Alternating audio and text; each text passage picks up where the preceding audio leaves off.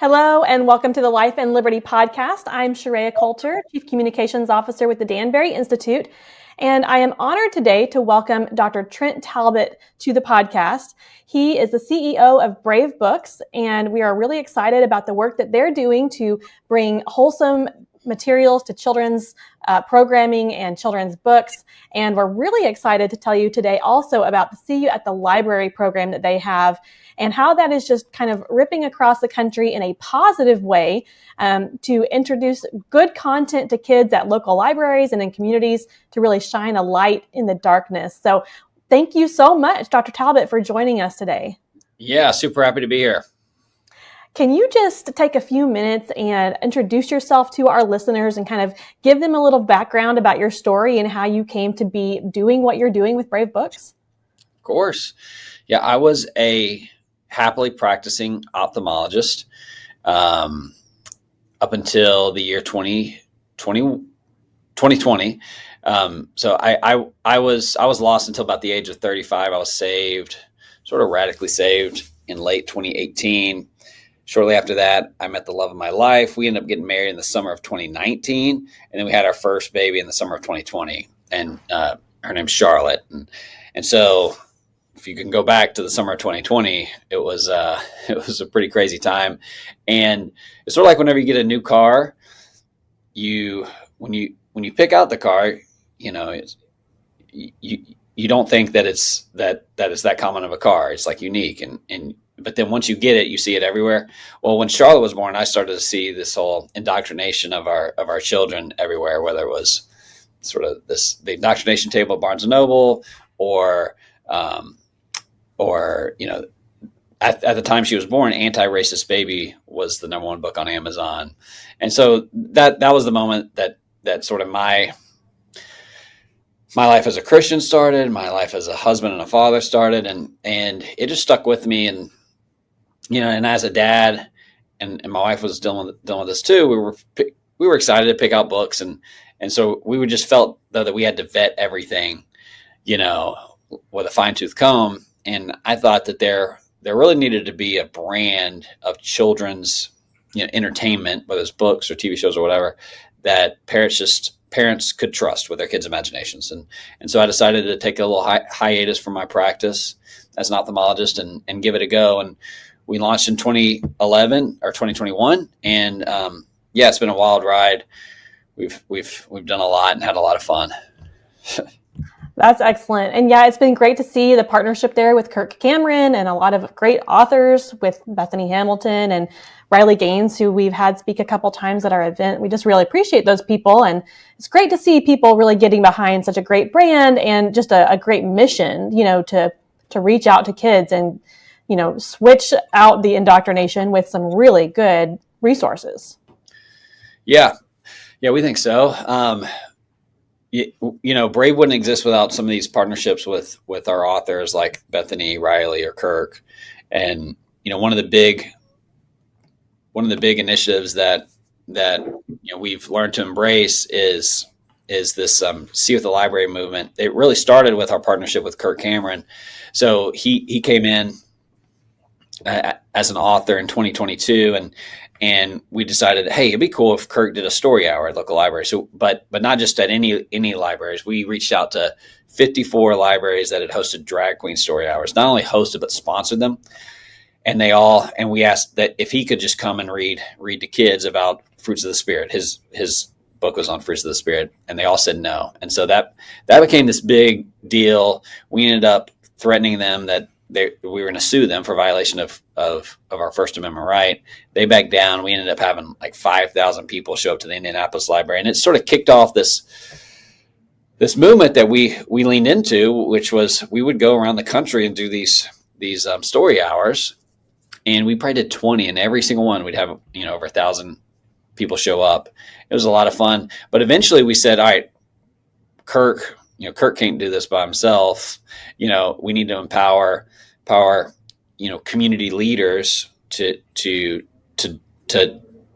bring these values, these wholesome stories to their local libraries. And so we're about to do our third annual See at the Library event on August 16th.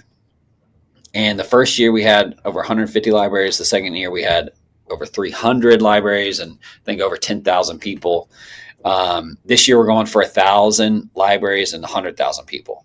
And so, yeah. And so, it's going to take a lot. We're pushing hard, but hosts are signing up really quickly. And yeah, it's just an incredible opportunity to, for churches. I know there's a lot of pastors that listen to this podcast, for churches to do some really solid community outreach and to make a difference in the local, in their community's culture. And so, Right. So What's a great entrance in getting into, being able to minister to a whole family by starting with the kids. Parents care very much where their kids are, and who's talking to them, and who cares about them. So when a church reaches out, I think VBS is, a lot of people see that as a huge evangelistic outreach, because you're able to get to so many people who might otherwise not come step foot inside the church.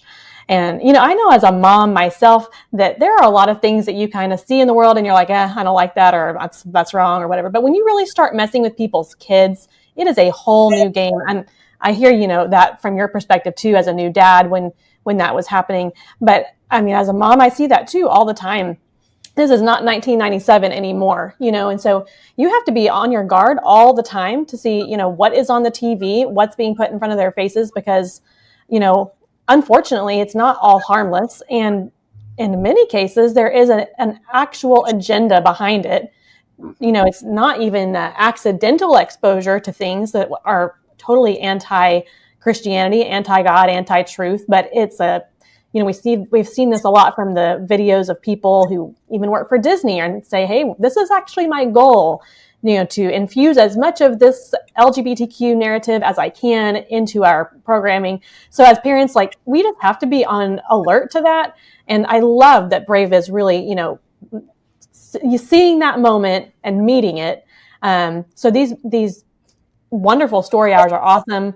One of our main pastors, who's a big part of our network, Pastor Brad Jerkovich from Louisiana, has loved doing this and really embraced it. So I think a lot of people will kind of follow in his footsteps too.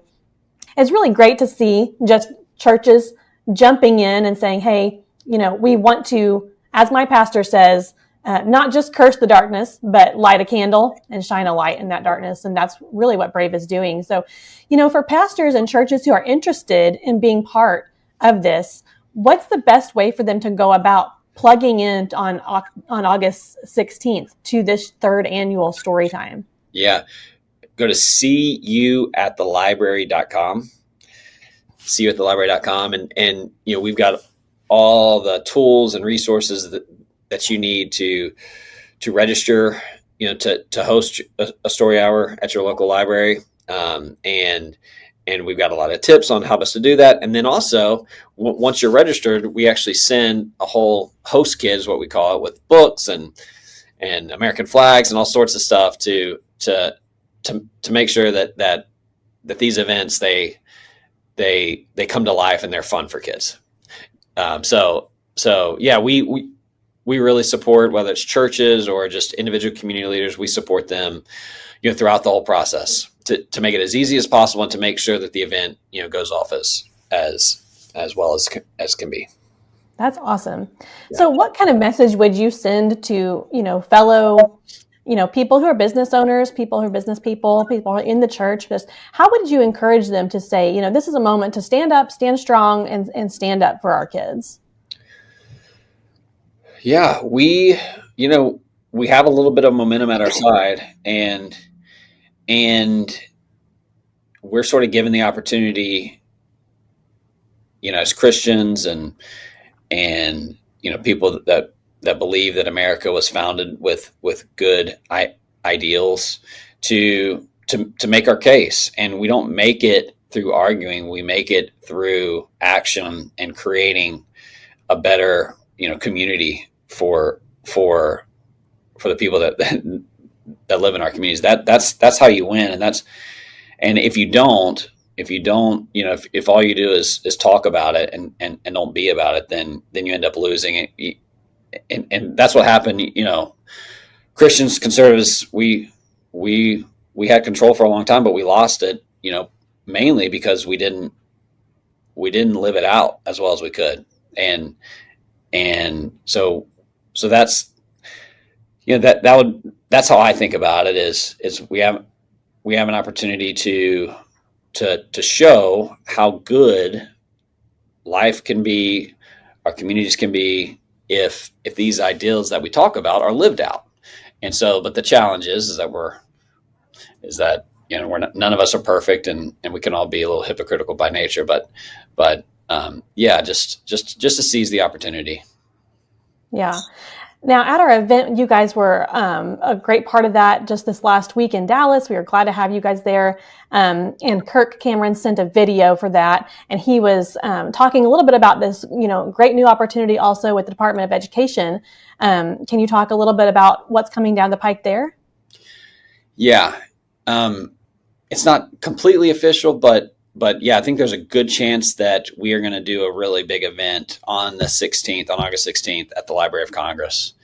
And yeah, so that has potential to be really cool and to get a lot of attention, and to sort of make a statement, So it's not completely official, but yeah, it should be really special if it works out how we think it will.